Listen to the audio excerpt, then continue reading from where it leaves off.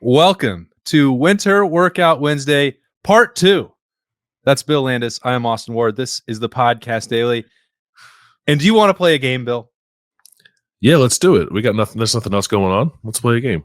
All right. So last week at this time, said, well, back to work. Buckeyes are getting out there. They must have been listening because then the Ohio State social media department's like, you know what? That's a great slogan.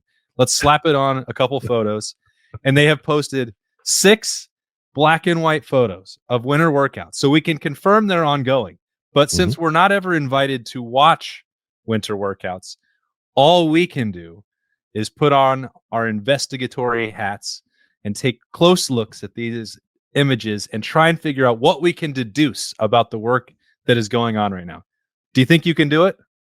I think I can come up with something for some of them. Yeah. I mean, they are. Some of them are just close up shots of guys sweating and not doing a whole lot. But we'll see what we can do. That's where the process begins, Bill. And then that's where we discover the magic of a February episode of the Podcast Daily. So 6 photos. What do you think is the most informative of the 6? It's like an obvious one, but I thought the one of Caleb Downs sort of like being in the middle of a rather large group of players. You can see actually Tavian St. Clair in the background among the guys behind him. And I don't know if Caleb was like spotting somebody or had just finished going through a rep of something himself, but he looks rather fired up there. And every eyeball in the photo is trained on him. And you know, I think if you ask any Ohio State fan, like, hey, who do you think is going to assume a pretty important leadership role for Ohio State in 2025? Caleb Downs will probably be the first name out of a lot of people's mouths, or like at worst the second or third.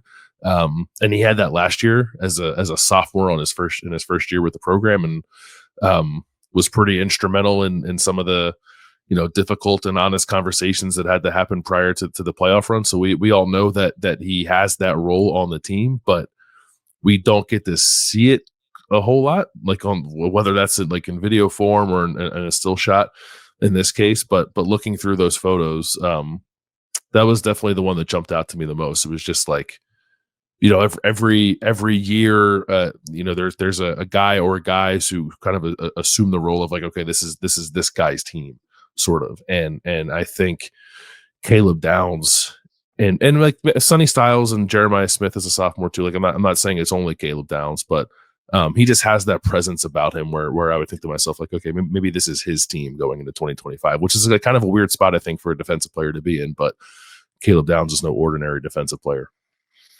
Yeah, I think that's right. This will sound weird, that I don't think he often gets the public praise for his leadership, because he the spotlight is on his play, and inside the locker room, I think we all have a great understanding that his work ethic does set the tone for Ohio State. But we never hail him as a vocal leader because he's not one of the Buckeyes, at least wasn't last year, that does a lot of media obligations, that wants to talk on a Wednesday night after he's already done his extra 30 minutes of work out on the field, whether that's indoor or outdoor at the Woody. Like, he hasn't been in that spokesperson role for Ohio State. And I don't know if he's ever going to do that. And so it may keep him in some respects from getting talked about as the leader for Ohio State, or a vocal leader, because he's not voicing it directly to us, which again is not a way that anyone should evaluate that for success or failure. And I'm not doing that. I'm just saying it keeps his voice out of the actual like stories and conversation about the team, outside of just appreciating his greatness. Yeah, that's probably right. He almost strikes me as someone who, because he's so professional in the way he goes about his business on and off the field, the way he prepares and studies and like takes care of himself, that it's almost like I could just envision, I guess, like younger guys in the locker room. And maybe I'm totally off, because they're all very good athletes, and they've all been praised for being very good athletes for a long time. But I could imagine a scenario, at least, where guys might look around the locker room and be like, "What's Caleb doing?" Or like, how did Caleb react to that thing I just did? Even if he doesn't like have to say anything or be super demonstrative, and maybe he'll take on more of that this year. Like, he'll be a junior, and that's typically when guys get a little more comfortable doing those things. But he just has such a presence about him that I think, even without saying much or perhaps even anything at all most of the time, guys can't help but want to like emulate him and make sure that they're on similar wavelengths. So yeah, I guess I can't speak 100% to just exactly how vocal he is. Which may like, at least in that photo anyway, it looks like he's screaming. I don't, maybe it was just a grunt of some kind, and he wasn't actually delivering any messages to anybody. But even like that kind of emotion, and he plays with a ton of emotion too, but seems rather like even killed off the field. So like him even having a little bit of emotion in that one snapshot there was noteworthy to me. I do remember seeing that several times throughout last season with like coaching up or exhorting teammates to do stuff during games. Jordan Hancock was one example that came to mind. I know Berm talked about that, took some photos of it last season, where we know he'll do that, and we know he's talking to his teammates, and it's not a problem to me. The amount of media he did was just fine. Not a complaint in any way, shape, or form. Just like we know that he's doing that. I wonder if he will want to do more of that publicly, and only he can answer that. Because last year you had such an established core of veteran leaders and senior leaders and guys who'd been in the program for a long time. Like, I can understand from that respect, maybe being deferential to the media, quote unquote, spotlight going to those other guys. I wonder if there is part of him that wants to take on more of that, because as he gets to the NFL level, and you do have to have certain level of obligations with open locker rooms and number of times you got to go to a podium. I wonder if he'll want to branch out this year and do some of that. Not asking him to. I'm just wondering if he wants to. Yeah, I don't know if he'll. I think he probably understands that it comes with the territory. He is. It's not even.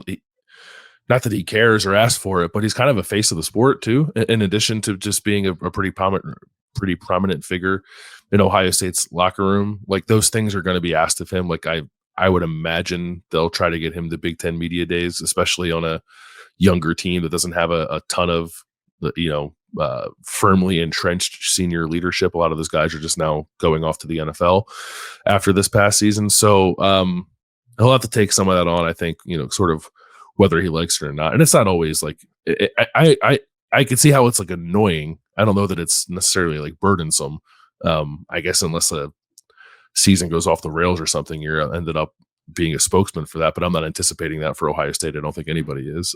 He's just a very good player with a large platform that people want to hear from, but they'll also have to maybe speak a little bit on behalf of the team from time to time. But you talked to him when I talked to him at the the media day, start the bowl stuff, and he was getting more and more exposure there. He seemed to handle all that fine, so I don't think it'll be an issue for him.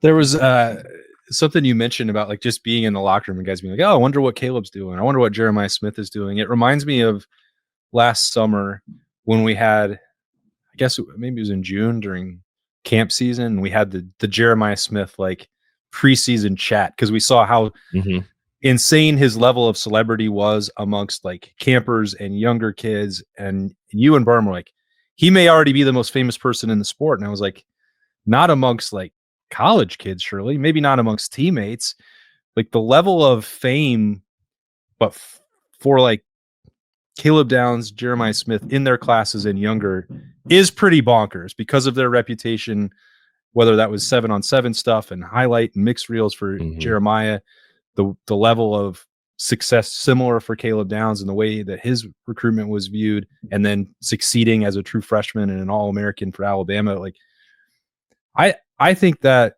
may be true in a way that I wasn't anticipating for both of them. Yeah, I think it is. I mean, obviously, I think that I said that whenever we had that discussion a little less than a year ago, I guess. But I think at the time I would have said, like, I think the video game's a huge part of that. Like, remember, like one of the old Madden games, people like to play with the Lions because Calvin Johnson was just like so unstoppable. And now people are going to want to put on the video game and play with Ohio State so they can throw the ball at Jeremiah Smith, or like control Caleb Downs as the safety to defense and like blitz like crazy with them, or try to get, user picks and stuff like that. I like, it sounds silly, like, and it's not a reflection of real life necessarily, but that's how guys gain notoriety now. And I think I would imagine at least one of those two guys is probably going to be on the cover of the video game, if not both of them being involved in that campaign somehow. So, whatever level of fame they feel like they arrived at in their first years at Ohio State, I think it's going to ratchet up pretty quickly here as we head into the 2025 season. That's one of the first times recently that I have felt much older than you when you said Calvin Johnson for that on Madden, when it was like Bo Jackson and Tecmo when I was 6 years old. Like that's it's a I pretty never big played gap. Tecmo. I missed out on Tecmo, I think. Well, yeah, because it came out before you were born. Yeah. Um, yeah. So clearly I was looking at Edric Houston and Caden McDonald. So Yeah. Yeah.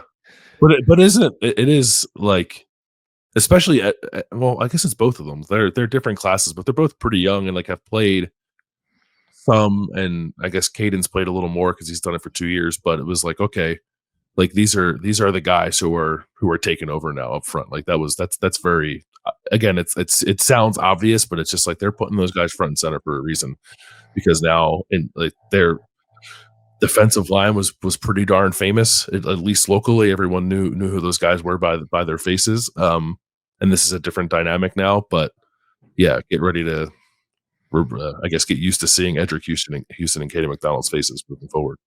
well, and one of the reasons that we're doing this, where there's like not a tremendous amount that you can glean from 6 still Mhm. photos, and I can recognize that maybe this is a somewhat silly premise, but the reason that I do it from time to time is because I don't think that any of the photos are chosen by accident, or any of the people are chosen by accident who is being put in the spotlight. And maybe I'm giving them too much credit, but I know that there have been certainly times and social media staffs in the past who's like, well, we have this, this, this, and that.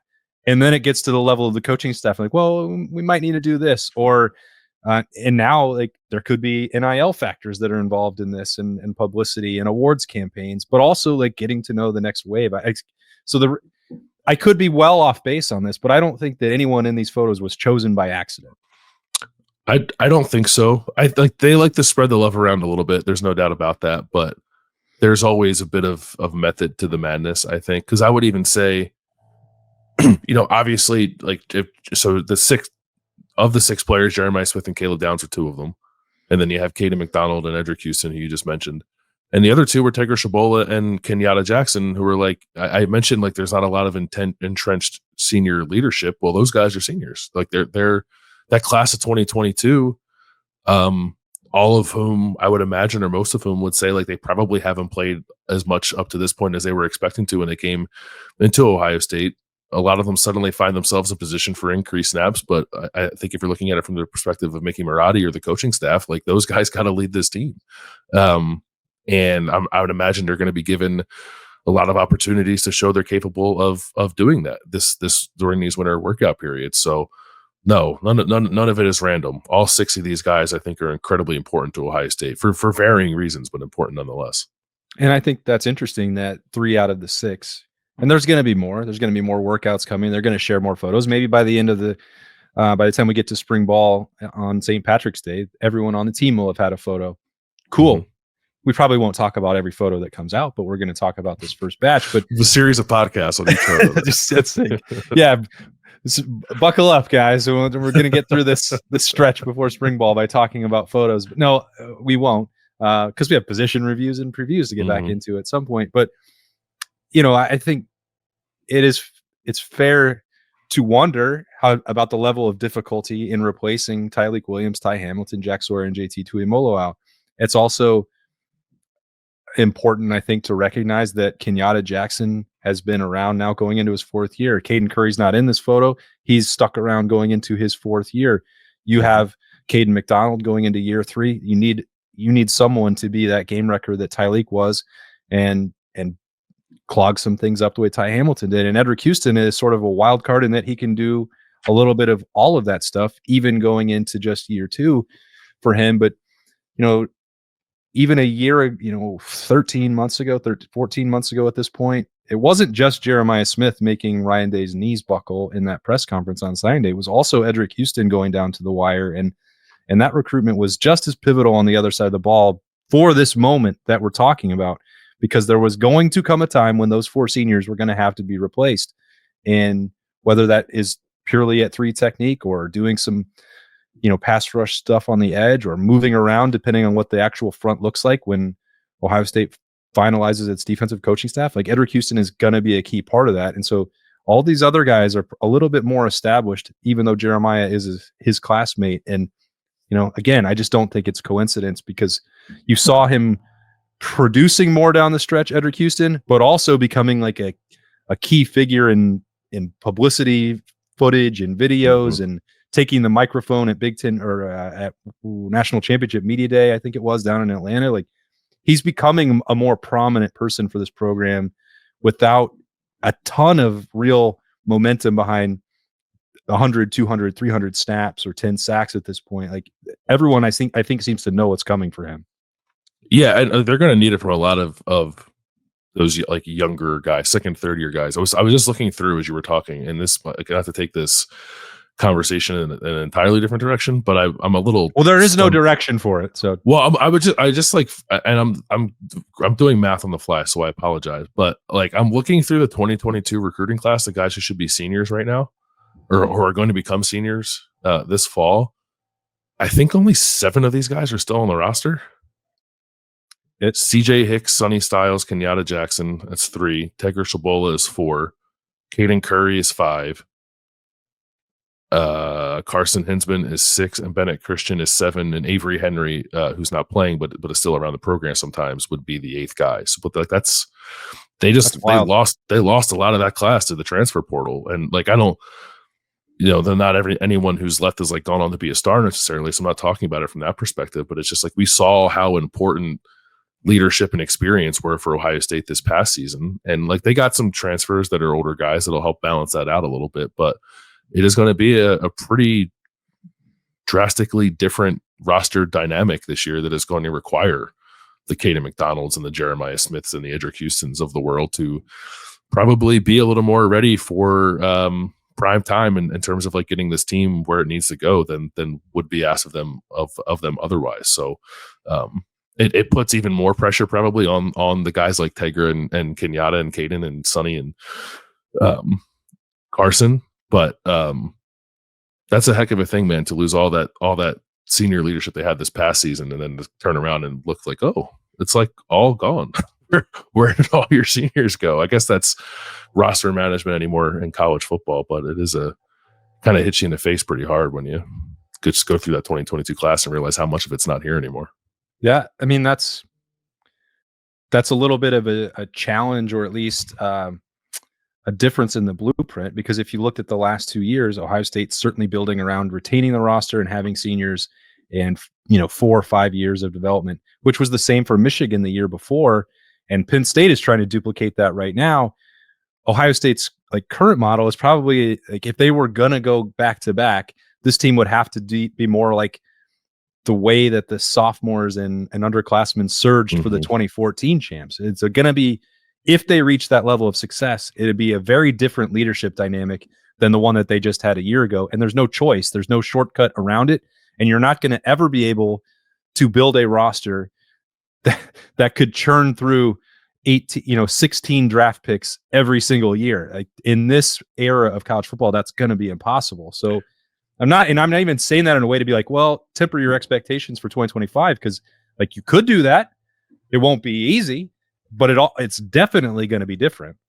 Yeah, I'm not saying adjust your expectations either. I think if like the college basketball approach of like getting old and staying old is well intentioned, but I think far more difficult to execute in football, because even in basketball, you could be an old team, but you have 7 fifth-year transfers, and that's why you're old, right? I think if you're trying to do that in football, the process of getting that team to gel and then go win a championship, I just think is more difficult with the roster dynamics and the way the game is played than it would be in basketball. So like you're going to have to reset every now and then. I do think maybe that this 2022 class specifically kind of got caught in between, like obviously an excellent 2021 class that a lot of guys stayed back a year longer than we were anticipating, and maybe this could just be a momentary kind of blip, and otherwise Ohio State is able to establish that they can bring guys back for their 4th and 5th years more often than not, but they're going to have to, I guess, weather not having that a little bit, at least for this year. But to your point, like that that blueprint has also been laid for Ohio State. That wouldn't be the first time they've made a deep run and accomplished something in a season being fueled by, freshmen or sophomores. They've done that a couple of times throughout their history. Yeah. No quarterbacks in here. Can't read into the battle, though. Tavian St. Clair was in one, man. He was in the background. Background. Just kidding. I'm just kidding. I'm not trying to start something. No, but that'll be the next thing. It's like, ooh, I wonder whatever day they decide to put quarterbacks, it will be all quarterbacks. I can guarantee you that. They all get one. Yeah. This takes me back, man.